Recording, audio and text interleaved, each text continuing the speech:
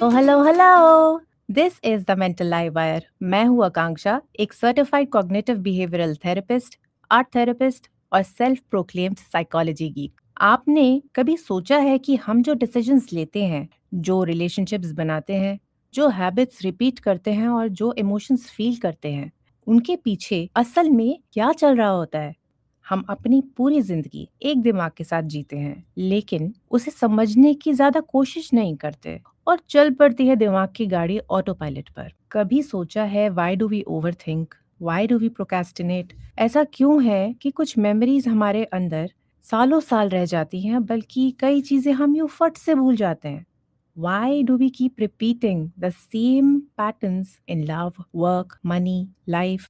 इन सब का जवाब छुपा है ह्यूमन साइकोलॉजी में। साइकोलॉजी सिर्फ थेरेपिस्ट, रिसर्चर्स या स्टूडेंट्स के लिए नहीं है।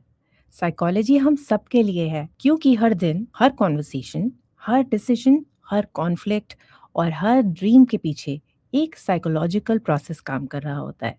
और जब हम अपने माइंड को समझना शुरू कर देते हैं ना, तब हम सिर्फ नॉलेज नहीं गेन करते, हम अपनी लाइफ को ज्यादा कॉन्शियसली जीना शुरू कर देते हैं। इस पॉडकास्ट में हम psychology, human behaviour, habits, emotions, creativity, relationships और सेल्फ ग्रोथ से जुड़े इन कॉन्सेप्ट्स को सिंपल इंग्लिश में एक्सप्लोर करेंगे। No complicated nonsense, no boring lectures, सिर्फ प्रैक्टिकल इंसाइट्स जो आप अपनी एवरीडे लाइफ में यूज कर सकते हैं। तो चाहे आप अपने आप को बेहतर समझना चाहते हो, अपने रिलेशनशिप्स इंप्रूव करना चाहते हो, या बस ये जानने के लिए क्यूरियस हो कि इंसान जो करता है वो आखिर क्यों करता है, you are at the right place. Welcome to the mental life wire. यहाँ साइकोलॉजी मिलेगी डेली लाइफ से, one theory at a time. ये एपिसोड एक ऐसी साइकोलॉजिकल स्टेट के बारे में है जिसे हम सभी ने कभी ना कभी एक्सपीरियंस किया है और उसे फील करने के बाद एक गहरा सुकून भी फील किया है। कभी आप किसी काम में इतने खो गए हो कि टाइम का पता ही नहीं चला। आपने घड़ी देखी और लगा, हैं 3 घंटे कब निकल गए? हो सकता है कि आप अपनी कार वॉश कर रहे हो, या फिर कुकिंग कर रहे हो, स्टिचिंग कर रहे हो, कोडिंग कर रहे हो, या फिर कोई ऐसा ऑफिशियल काम कर रहे हो जिसे करने में आपको बहुत मज़ा आ रहा हो। और उस वक्त ना आपको भूख लगी, ना फ़ोन चेक करने का मन हुआ, और ना ही आपको दुनिया की कोई और टेंशन याद आई। बस आप और वो काम। साइकोलॉजी में इस स्टेट को कहा जाता है अ स्टेट ऑफ फ्लो। चलिए जानते हैं फ्लो क्या है, क्यों इतना पावरफुल है, और हम अपनी डेली लाइफ में इसे ज़्यादा से ज़्यादा कैसे एक्सपीरियंस कर सकते हैं। सबसे पहले एक छोटी सी इमेजिनेशन एक्सरसाइज करते हैं, ओके? सोचिए, संडे की सुबह है। आपने गरम गरम चाय या कॉफ़ी बनाई और एक कॉर्नर में जाकर अपनी फेवरेट एक्टिविटी करनी शुरू कर दी। और धीरे धीरे आप उसमें इतना इन्वॉल्व हो गए कि बाहर की सारी आवाज़ें कम सुनाई देने लगी। नोटिफिकेशंस खुद ब खुद इग्नोर हो गए। टाइम स्लो भी लग रहा था और फास्ट भी। आप बस प्रेजेंट मोमेंट में थे। यही फ्लो है। फ्लो थ्योरी एक हंगेरियन अमेरिकन साइकोलॉजिस्ट मिहाई चिक्सिंटमिहाई ने डेवलप किया था, और उन्होंने इसे डिस्क्राइब किया था as a state of complete immersion. Simple words में, जब आपका फोकस, एनर्जी और एक्शन एक ही डायरेक्शन में फ्लो करने लग जाए। मज़ेदार बात यह है कि फ्लो सिर्फ आर्टिस्ट या एथलीट्स के लिए नहीं है। हम सोचते हैं कि फ्लो सिर्फ म्यूजिशियंस, राइटर्स, पेंटर्स या ओलंपिक प्लेयर्स को एक्सपीरियंस होता होगा। बिल्कुल नहीं। फ्लो एक होम मेकर को भी एक्सपीरियंस हो सकता है, एक अकाउंटेंट को भी, एक कॉन्शियस पेरेंट को भी। मैं कई बार अपनी मम्मी को कहते हुए सुनती हूँ, मुझे गार्डनिंग करते हुए पता ही नहीं चला कि 2 घंटे कब निकल गए। एक कारपेंटर को फर्नीचर बनाते वक्त अपना फ्लो मिल सकता है, टीचर को क्लासरूम में पढ़ाते हुए, थेरेपिस्ट को क्लाइंट के सेशन में, स्कल्प्टर को क्ले के साथ काम करने में, और यहाँ तक कि सुडोकू पजल सॉल्व करने में भी कई लोगों को अपना फ्लो मिलता है। फ्लो का रिलेशन प्रोफेशन से नहीं है, डीप अटेंशन से है।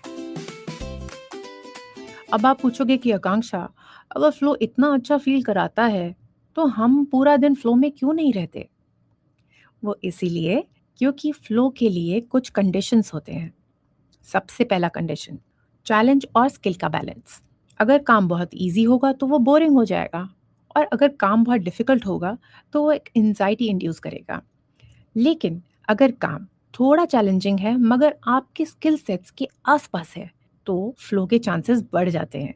एक एग्जाम्पल लेते हैं। मान लीजिए आप जिम जाते हो। अगर ट्रेनर आपको 1 किलो का डंबल दे दे और कहे कि 50 रेप्स करो, आप बोर हो जाओगे।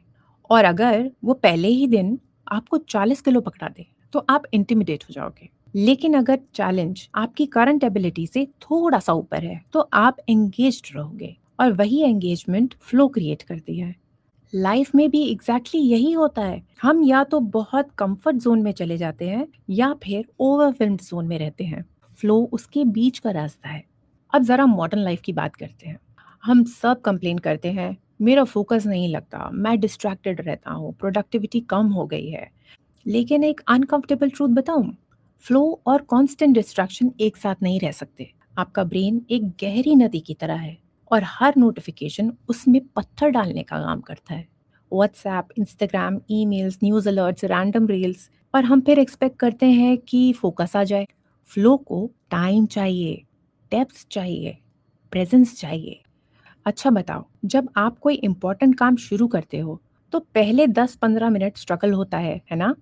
मन नहीं लगता, फ़ोन चेक करने का मन करता है, पानी पीने का मन करता है और सडनली जो काम आप बहुत दिनों से नहीं कर रहे थे वो सब करने का मन करता है। लेकिन अगर आप उस फेज़ को क्रॉस कर लो तो एक पॉइंट के बाद काम स्मूथ फील होने लगता है। बहुत लोग वही गलती करते हैं, वो फ्लो आने से पहले ही उठ जाते हैं। एक और इंटरेस्टिंग बात बताती हूँ। फ्लो सिर्फ प्रोडक्टिविटी के लिए इम्पोर्टेंट नहीं है। Flow inner Joy, satisfaction, happiness से भी बहुत डीपली रिलेटेड है।